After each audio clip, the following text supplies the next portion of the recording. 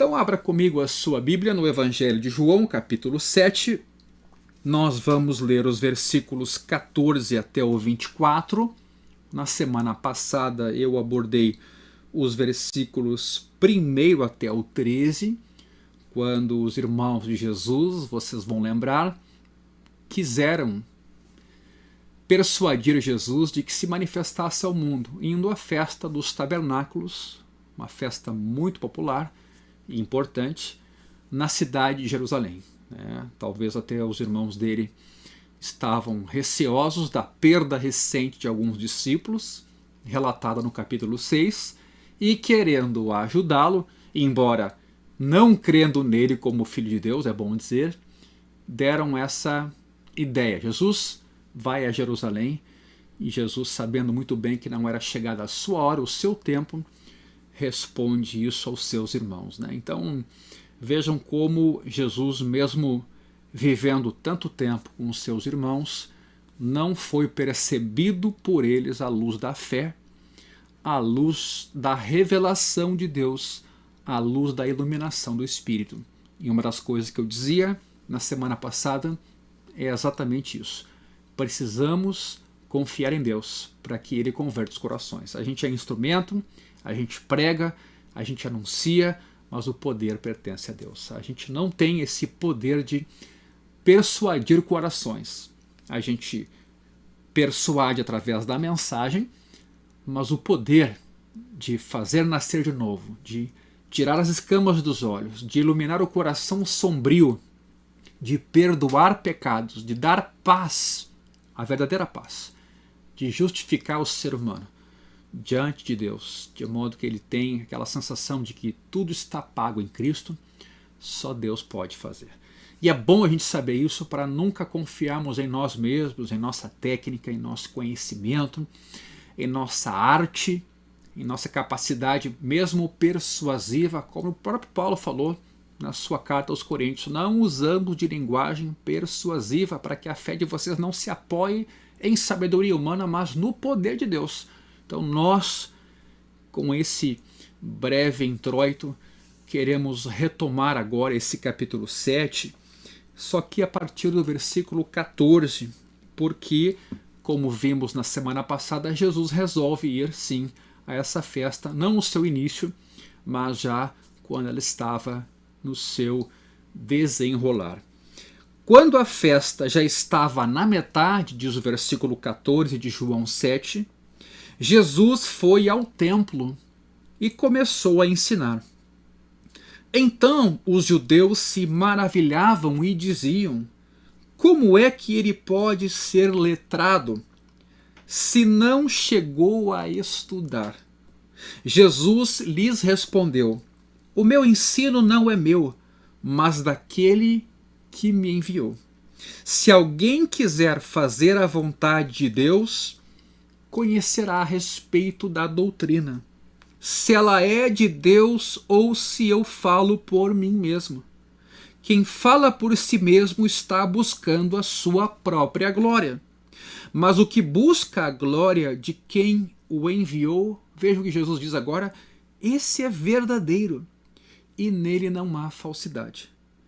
Não é fato que Moisés deu a lei para vocês? Jesus pergunta. Contudo, nenhum de vocês a cumpre. Por que estão querendo me matar? A multidão respondeu: você tem demônio. Quem é que está querendo matá-lo? Jesus respondeu: um só feito realizei e todos vocês ficaram admirados. Moisés lhes deu a circuncisão, se bem que ela não vem de Moisés, mas dos patriarcas, e vocês fazem a circuncisão de um menino até mesmo no sábado. E se um menino pode ser circuncidado em dia de sábado, para que a lei de Moisés não seja desrespeitada, por que vocês ficam indignados contra mim, pelo fato de eu ter curado por completo um homem num sábado? Não julguem segundo a aparência, mas julguem pela reta justiça. Que belo texto, que bela narrativa, que aula, digamos, Jesus está dando aqui aos seus oponentes, por que não dizer? Ou a quem sabe pessoas que desejosas estavam de conhecer mais a respeito de Jesus. O templo, para onde Jesus se dirige agora, é um lugar público e de muita gente, em especial na festa dos tabernáculos. Então, essa história de Jesus querer se ocultar até um certo ponto. Um ponto mesmo importante é que Jesus queria estar no calendário de Deus. E parece que o calendário de Deus apontava que era a hora de ir a Jerusalém e de se revelar, mas do jeito de Deus, na hora de Deus. E foi o que ele aqui de fato fez. Vejam que enquanto Jesus ensinava, os judeus se maravilhavam e diziam: como é que ele pode ser letrado se não chegou a estudar? Se você lembrar, no Sermão da Montanha, dado na Galileia, quando Jesus termina o seu ensino, as pessoas também estão maravilhadas. Mas ali elas dizem: ele fala como quem tem autoridade e não como os escribas. Lá na Galileia, o que se estava querendo dizer é que Jesus não recorria a tradições, a rabinos, a outros documentos ou comentaristas bíblicos, mas ele mesmo reconhecia e falava por si próprio. Em verdade vos digo, eu vos afirmo. Ele trazia para si a responsabilidade das afirmações e do ensino que ele trazia. E isso gerava muita contenda, o fato de ele não se basear em outros comentaristas ou exegetas das escrituras. Era muito comum um rabino se debruçar longamente sobre uma pregação, mas fazendo remissão a esses outros intérpretes. Jesus não. Jesus afirmava com todas as letras que esse ensino era seu e que vinha de sua própria autoridade. Agora, aqui o questionamento é um pouco diferente. Aqui o questionamento é: como pode ele ser letrado? Ou seja, como pode ele dominar a exposição e a compreensão das escrituras sem ter sido iniciado nas principais escolas rabínicas de então, ou sem ter sido tutoriado, mentoreado por um rabino? Essa é a ideia aqui. Não é que Jesus era um analfabeto, não é que Jesus não sabia ler ou escrever. Jesus não era alguém conhecido como tendo percorrido os caminhos normais da teologia de então, do rabinato de então, pelo menos das correntes principais ou dos rabinos que mentoreavam os seus discípulos. Quer dizer, algum tipo de autonomia Jesus tinha aqui em relação a essa história. Eu lembro um pouco mais tarde, um ano depois desse evento, em Atos 14, quando se depararam com os discípulos de Jesus, essa foi uma acusação feita a eles em relação ao seu mestre. Atos 4, versículo 13, ao verem a ousadia de Pedro e João, sabendo que eram homens iletrados e incultos, ficaram admirados e reconheceram que eles haviam estado com Jesus. Havia uma semelhança, havia um indício de relação entre o mestre e os discípulos. E aqui então a mesma coisa acontece. Ou seja, Jesus explica, respondendo no versículo 16: o meu ensino não é meu, mas daquele que me enviou. Uma coisa importante a destacar aqui é que Jesus alega que ele não é independente.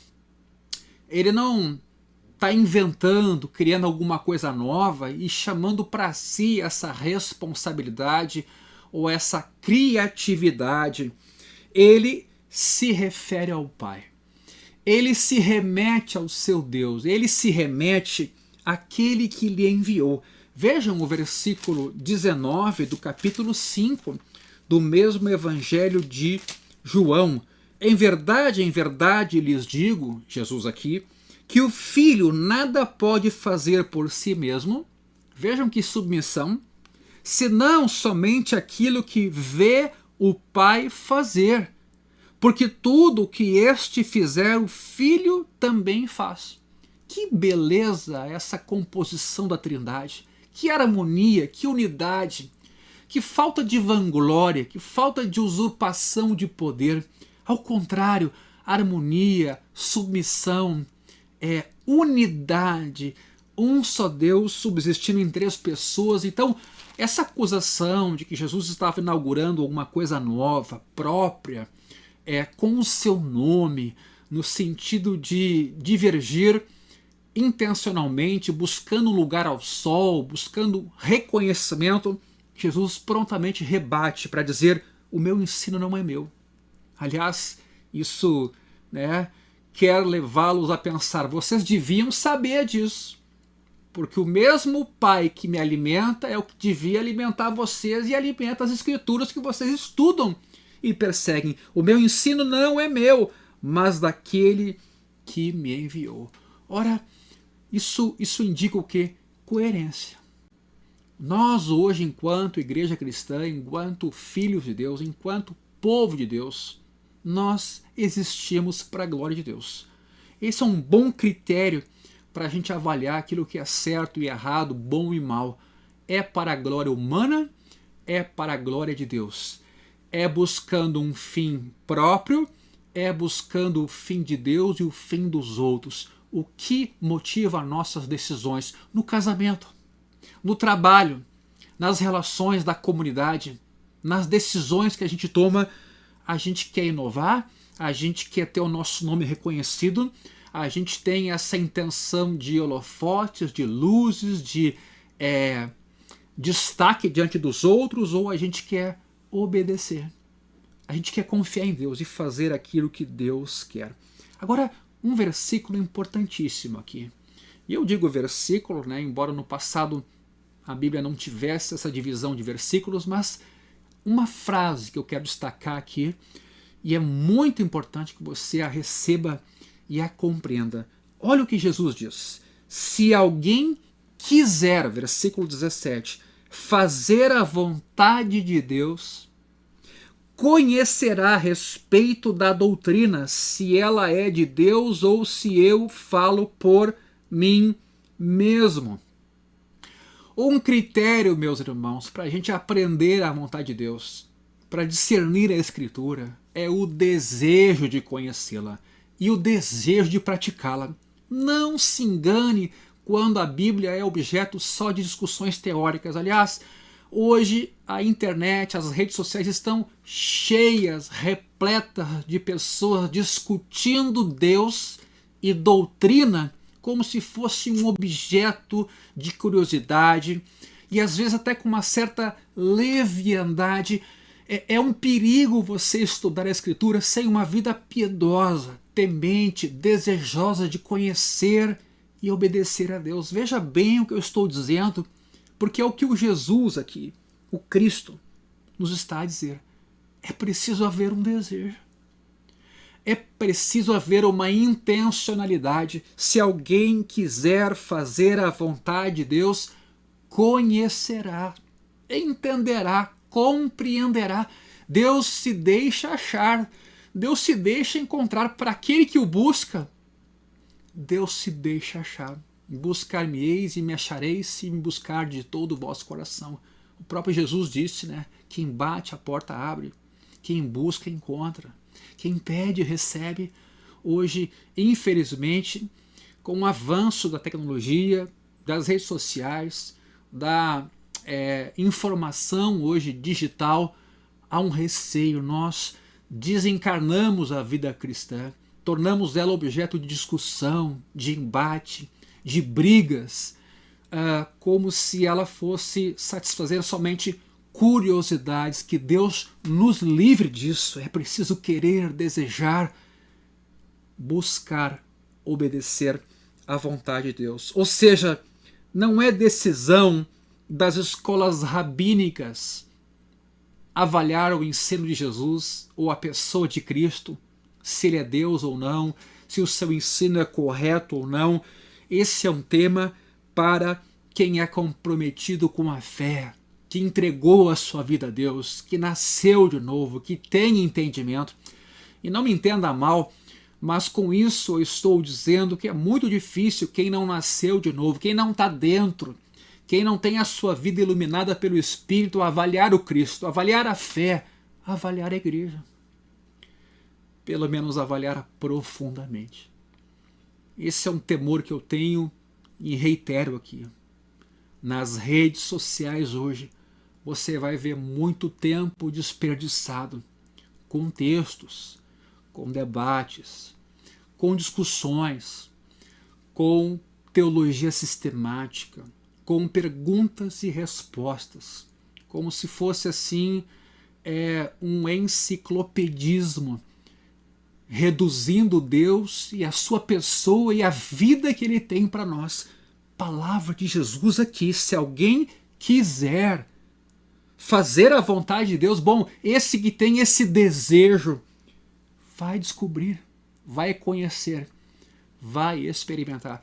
E não me entenda mal, eu não sou contra o conhecimento, ao contrário, quanto mais você puder conhecer, melhor. Se você puder estudar teologia, estude, mas entenda que estamos falando de Deus, da sua pessoa, o nosso Pai, que entregou o seu Filho para nos redimir e vive em nós pela fé. Pois é isso que Jesus então está destacando aqui. Para quem procura, Deus se deixa achar, Deus se revelará, Deus se fará conhecido e as pessoas encontrarão a verdade. Vejam como ele continua. Conhecerá a respeito da doutrina, se ela é de Deus ou se fala por mim mesmo. Porque, de novo, a acusação aqui implícita era: esse cara quer um lugar ao sol, ele quer destaque, ele quer inovar, ele quer criar a seita dele, ele quer criar o grupo dele, ele quer ter o nome dele exaltado. E Jesus está dizendo que se as pessoas se dispuserem a conhecer e estiverem desejosas de tanto, elas vão aprender e vão saber que Jesus não busca a sua glória, mas busca a glória do Pai. Ora, esse é um exame que eu acho que a igreja tem que fazer hoje, julgando as coisas, não no sentido condenatório, de excluir as coisas ou os outros, mas de ter desejo de conhecer os líderes, as pessoas, as igrejas, a doutrina, a pregação e ver se há um desejo piedoso naquilo que é pregado, naquilo que é ensinado, ou é teoria, ou é brincarmos de palavras. Essa palavra que eu li hoje à tarde mexeu muito comigo, né? Nós, com essa disposição, vamos encontrar e vamos saber se aquilo que é ensinado é de Deus ou se as pessoas buscam a sua própria glória. A fé é uma relação dialogal, é uma relação real e pessoal com Deus. Não é coisa de um livro, não é coisa de uma ciência. A fé é Cristo em nós, o Filho de Deus, descendo a esse mundo e nos dando paz com o Criador. Versículo 18, continua Jesus: quem fala por si mesmo está buscando a sua própria glória. Está buscando a sua própria glória. E aí eu tenho que lembrar para vocês o que na semana passada os irmãos de Jesus sugeriram para ele no versículo 3 do mesmo capítulo: deixe este lugar e vá para a Judeia, para que também os seus discípulos vejam as obras que você faz. Se alguém quer ser conhecido, versículo 4, não pode realizar os seus feitos em segredo. Já que você faz essas coisas, manifeste-se ao mundo. Essa é a cabeça secular. Essa é a cabeça da vanglória, da busca de autorreconhecimento. Essa é a cabeça humana, pecaminosa. Jesus não aceita esse conselho, por isso que ele diz: quem fala por si mesmo está buscando a sua própria glória. Mas o que busca a glória de quem o enviou, esse é verdadeiro. Atenção, um critério importantíssimo hoje para nós julgarmos verdade e mentira. Quando as pessoas fazem coisas por vanglória, segundo os seus próprios interesses, desconfie. E claro que todos nós precisamos desconfiar de nós mesmos e do que nos motiva a agir e fazer. Jesus é quem está colocando aqui esse critério, quando aquilo que fazemos é motivado por nosso desejo, nosso auto-reconhecimento, nossa própria vanglória e atenção. O próprio Evangelho, no capítulo 5, versículo 44, a gente encontra o seguinte: como podem crer, disse Jesus, vocês que aceitam glória uns dos outros? Vejam como a glória uns dos outros aqui impede a gente de crer, de entender, de enxergar. A soberba é um terrível problema, é uma doença terrível que todos nós carregamos, nos impede de ver, de crer, de confiar, nos deturpa, nos perverte. João 5,44, como podem crer vocês que aceitam glória uns dos outros e não procuram a glória que vem do Deus único? Meus irmãos, de novo, Jesus aqui retoma esse tema no versículo 18, quem fala por si mesmo está buscando a sua própria glória, mas o que busca a glória de quem o enviou, esse é verdadeiro. Veja o critério que Jesus aqui estabelece para autenticar seu ministério, seu ensino, sua pessoa. E nele não há falsidade. Quanta coisa hoje tem sido feita por vanglória, quanta coisa hoje na igreja tem sido feita motivada por busca de glória, de destaque, de poder, de reconhecimento, de evidência. Que Deus tenha misericórdia de nós. A gente hoje pega as redes sociais e deseja que elas sejam mecanismo, veículo para a glória de Deus, mas elas próprias estão contaminadas com a glória humana, e a igreja, quando se utiliza dessas ferramentas, tem que ter limites e ter critério para não se perder no seu conteúdo com essa ferramenta que poderia ser para a glória de Deus, mas nem sempre é. Eu digo a vocês, nós da Igreja do Caminho não somos perfeitos, temos vários desafios, é uma igreja feita de gente, mas nós sabemos o limite dessa ferramenta, pelo menos temos procurado nos deter nos limites dessa ferramenta, evitando fotos, evitando desgastes e destaques demasiados, aquilo que não importa, tentando evidenciar a mensagem, o seu conteúdo, e até na forma, de modo que a forma não comprometa o conteúdo que a gente quer anunciar. Esse texto aqui, que é a fala de Jesus, é muito provocativo. Quem fala por si mesmo está buscando a sua própria glória, mas o que busca a glória de quem o enviou, esse é verdadeiro. É um ótimo critério para uma igreja, para discípulos, para pastores, para obreiros, quando a gente não faz aquilo que é motivado por ter reconhecimento, por ter evidência pública, por ter algum tipo de contrapartida ou destaque, ou egoísmo mesmo.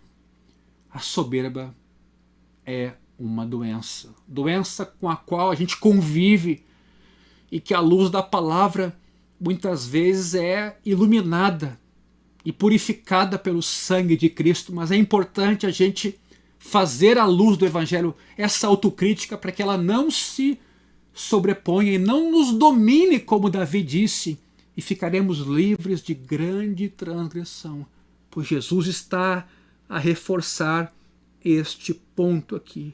O que busca a glória de quem o enviou, esse é verdadeiro, e nele não há falsidade. Ah, meus irmãos, Igreja de Jesus, povo de Deus, por que existimos? Para quem existimos? De quem somos? O que motiva o nosso fazer? Paulo já lidou com esse assunto em outros lugares. Ninguém busca os seus interesses, senão o dos outros. Nada façais por partidarismo ou vanglória. Meus irmãos, que Deus sonde o nosso coração, examine as nossas intenções. as mais ocultas, as mais inconscientes, para que a gente tenha cuidado com a pureza dos nossos atos, com a piedade da nossa fé. E aí então Jesus prossegue no versículo 19. Não é fato que Moisés deu a lei para vocês, contudo nenhum de vocês a cumpre. Por que estão querendo me matar? Vejam, provavelmente o assunto aqui nos remete a um feito que Jesus realizou no capítulo 5 desse evangelho, quando curou o coxo, né, ou paralítico, no tanque de Betesda. Esse milagre que Jesus realizou foi o que desencadeou muita perseguição, muita pergunta e muita crítica. E aqui, vejam como Jesus se remete à lei de Moisés, não matarás. E ao perceber então que as pessoas têm raiva dele, ou querem persegui-lo, ou querem até matá-lo, Jesus já considera que tais pessoas estão inclusas na transgressão da lei. Isso fecha muito bem com Jesus no Sermão da Montanha. O matar não é o ato final de matar alguém somente, é o desejo ruim do coração, a intenção maligna. É onde Jesus quer chegar com o seu evangelho, com o seu perdão e com o seu sangue, não só nos atos, mas nos motivos, na força dos atos, nas intencionalidades, pois aqui ele já discerne o desejo nos olhos, no semblante daqueles perseguidores, o desejo de parar Jesus, de se opor a Jesus e até de matar a Jesus. Vejam no versículo 17, que lemos agora há pouco, se alguém quiser fazer a vontade de Deus, conhecerá a respeito da doutrina. Então era preciso lidar com Moisés, ter um ponto em comum agora com esses oponentes. Ou seja, então, se é para conhecer a doutrina, Jesus então pergunta, vocês conhecem a lei de Moisés, mas não praticam. Vocês afirmam com base em Moisés que eu não venho de Deus, mas vocês não praticam Moisés ou a lei de Moisés porque querem me matar. E incidem na atuação da lei, ou são inclusos na incidência da lei que diz que não se deve matar. Contudo, nenhum de vocês a cumpre. Por que estão querendo me matar? Jesus sempre foi muito hábil, sábio, para lidar com as incoerências, com a hipocrisia. Ele sempre nos desafia quanto às nossas certezas, quanto àquilo que aparentemente conosco está tudo bem. E a gente, muito tranquilamente, mas levianamente, não faz aquela autocrítica. É rápido para falar, rápido para opinar, rápido para julgar e rápido para pensar nos outros quando algum problema é aventado. Dificilmente pensamos em nós. Onde erramos? Onde falhamos? Onde nos omitimos? Pois aqui Jesus então está sendo atacado com base na lei, pois ele chama para a discussão essa lei de Moisés. E olhando nos olhos dos seus oponentes, percebe que aquela lei que diz não matarás já estava sendo transgredida. Mas a multidão, alucinada, responde, você tem demônio. É aquela história quando você perde a razão, não tem mais argumento, você parte para a ofensa. Você tem demônio. Quem é que está querendo matá-lo? Quem é que está querendo matá-lo? Em João capítulo 10, no versículo 20, nesse mesmo evangelho aqui, essa acusação foi feita de novo. Muitos deles diziam, ele tem demônio e enlouqueceu. Por que vocês ouvem o que ele diz? Então, infelizmente, hoje, a gente também tem pessoas assim na igreja. Elas não querem dialogar, não querem aprender, elas querem rotular, elas querem perseguir, elas querem difamar. Infelizmente, quero dizer a você, meu irmão, minha irmã, vá a fundo, procure conhecer as pessoas, cuidado com os juízos superficiais e negativos sobre a igreja, sobre líderes cristãos, não se baseie em julgamento de outras pessoas, tenha a sua experiência, conheça os líderes, os pastores, conheça as igrejas, não seja leviano a julgar os outros a partir do prisma ou do óculos de alguém ou outro que pode estar contaminado, que pode estar ferido, que pode ter ciúmes, inveja, que pode ter muitas coisas ruins no seu coração, como nós seres humanos pecadores que somos. Então a multidão, ela se sentiu atacada. É óbvio, Jesus pegou pesado, mas pegou certeiramente o coração deles e eles, na autodefesa, partiram para o ataque. É muito comum isso hoje. As pessoas não querem argumentar. Elas enlouquecem e ofendem e rotulam. Não é esse o nosso caminho. Pois Jesus, então, no versículo 21, responde. Ele é muito amoroso e paciente, né? Ele diz, um só feito realizei. E ele está provavelmente se referindo à cura daquele homem paralítico no tanque de Betesda. E todos vocês ficaram admirados. Um só feito realizei. O problema é que foi no sábado. E todos vocês ficaram admirados. Versículo 22. Moisés lhes deu a circuncisão, se bem que ela não vem de Moisés, mas dos patriarcas. Claro, foi com Abraão que essa aliança foi estabelecida. Moisés apenas colocou isso por escrito. Por que Jesus está tocando nisso? Para mostrar que a circuncisão vem antes da lei. Né? Ou seja, ele vai agora começar a entrar em algum tipo de assunto mais específico com os seus oponentes, chamando-os à reflexão, à compreensão do Deus que eles servem e desse Moisés que eles conhecem supostamente tão bem. Moisés lhes deu a circuncisão, se bem que ela não vem de Moisés, mas dos patriarcas. E vocês fazem a circuncisão de um menino até mesmo no sábado. Por quê? Porque se o menino nascia, digamos, num sábado, ele ia ser circuncidado no outro sábado, era o 8º dia, como dizia a lei. E aí, ninguém deixava de circuncidar o menino. Por quê? Porque se o 8º dia caía no sábado, isso não era considerado quebra da lei. Praticava-se então a circuncisão. Aí o que Jesus então diz? Então vocês fazem isso mesmo que caia no sábado. Versículo 23. E se um menino pode ser circuncidado em dia de sábado, para que a lei de Moisés não seja desrespeitada, porque tanto tem que circuncidar no 8º dia, como diz a lei, né? Então obviamente que vai ter que quebrar o mandamento do sábado, de não fazer obra alguma. Por que vocês ficam indignados contra mim? Pelo fato de eu ter curado, agora veja bem a expressão, por completo, um homem num sábado. A circuncisão é a do prepúcio, é de uma parte. Aqui a cura desse homem é por completo.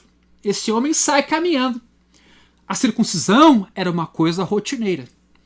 A cura desse paralítico foi uma cura eventual num sábado específico. Então Jesus põe em paralelo o argumento maior e o argumento menor e devolve para os seus oponentes agora a resposta. Quer dizer, o que vocês fariam? O que é correto fazer? E aí nós encontramos no versículo 24, não julguem segundo a aparência, mas julguem pela reta justiça. Meus irmãos, a minha oração tem sido nesses dias de que Deus nos ilumine, nos dê entendimento. Que Deus nos guarde da soberba e da cegueira que a soberba põe sobre os nossos olhos. O coração do ser humano é enganoso e desesperadamente corrupto. Jeremias chegou a dizer: quem o conhecerá? Deus é quem conhece, Deus é quem prova. Deus é quem examina. Uma coisa é você ter fé e confiar em Deus. Outra coisa é você ter excesso de autoestima e confiar em você mesmo.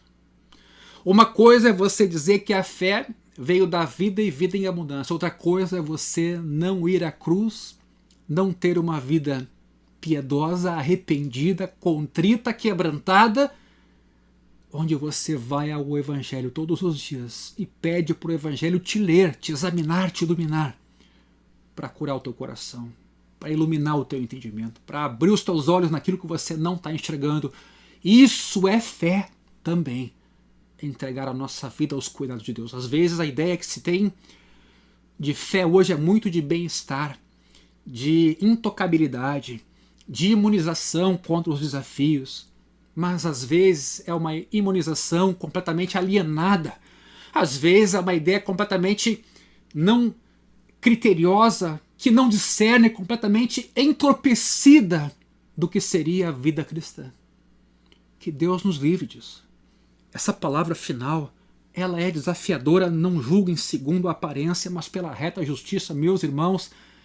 Essa é uma oração que todos nós devíamos fazer a todo momento. Senhor, me livra de errar. Senhor, abre os meus olhos. Não deixe eu ser injusto. Não deixe eu julgar segundo as aparências. Não deixe eu andar segundo a multidão.